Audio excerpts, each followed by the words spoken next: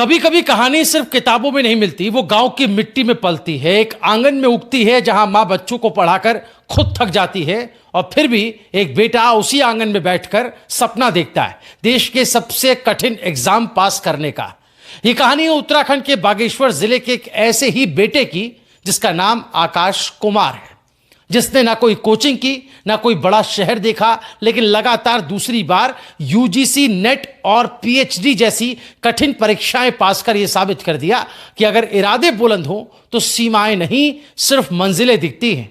बागेश्वर का एक बेहद सामान्य सा परिवार, मां लीला आर्या एक आंगनबाड़ी कार्यकर्ता, पिता संजय कुमार अब इस दुनिया में नहीं है, लेकिन सपने उन्होंने आकाश की आंखों में छोड़ दिए थे। दादी स्वर्गीय प्यारी देवी, जिनके आशीर्वाद में शायद कोई अलिखित पाठ्यक्रम छुपा था, और 3 भाई बहन दक्ष, बॉबी और छोटी बहन ईशा एक साथ एक संघर्ष की कहानी लिख रहे थे बिना किसी लाइमलाइट के। आकाश ने जब पहली बार यूजीसी नेट परीक्षा पास की तो लोग बोले भाग्य साथ दे गया होगा, लेकिन जब दूसरी बार भी बिना कोचिंग, बिना गाइडेंस, बिना शहर की चमक दमक के वो फिर पास हो गया तो दुनिया को मानना पड़ा ये वाकई मेहनत है, ये जुनून है और आत्मविश्वास का वो सूरज है जो हिमालय के गांव से निकलता है।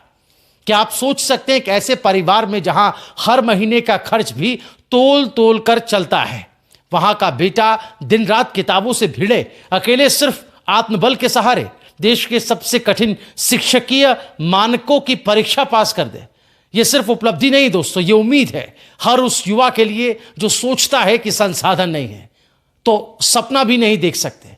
आकाश सिर्फ एक होनहार छात्र नहीं है, वो समाज की आवाज भी है। संगीत में रुचि रखते हैं, खेलकूद में आगे रहते हैं और हां, सामाजिक मुद्दों पर भी खुलकर बोलते हैं। कह सकते हैं पढ़ाई उनकी शक्ति है लेकिन समाज उनकी जिम्मेदारी।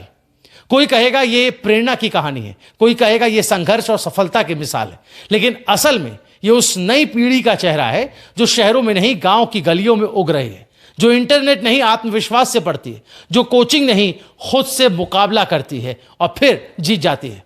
आकाश की सफलता पर उनके घर में जश्न है, बधाइयों की बारिश हो रही है, लेकिन वो जानते हैं ये एक पड़ाव है, मंजिल नहीं है। अब आगे का लक्ष्य है शोध, शिक्षा और समाज के लिए कुछ बड़ा करना। तो अगली बार जब कोई कहे कि सपने देखने के लिए जरूरत होती है मोटी फीस की, बड़े कोचिंग सेंटर की या महानगर की चकाचौंध की, तो उन्हें बताइएगा बागेश्वर के एक छोटे से गांव से निकले आकाश की यह कहानी, जहां आंगनबाड़ी की छांव में पला एक सपना आज पूरे देश के युवाओं के लिए एक रोशनी बन गया। आपके भीतर भी कोई आकाश छुपा है, उसे पंख दीजिए, क्योंकि उड़ान के लिए कोचिंग नहीं हिम्मत चाहिए होती है। इस वीडियो को ज्यादा से ज्यादा शेयर करें, अपनी राय कमेंट में लिखना ना भूलें। देखते रहिए रायशुमारी।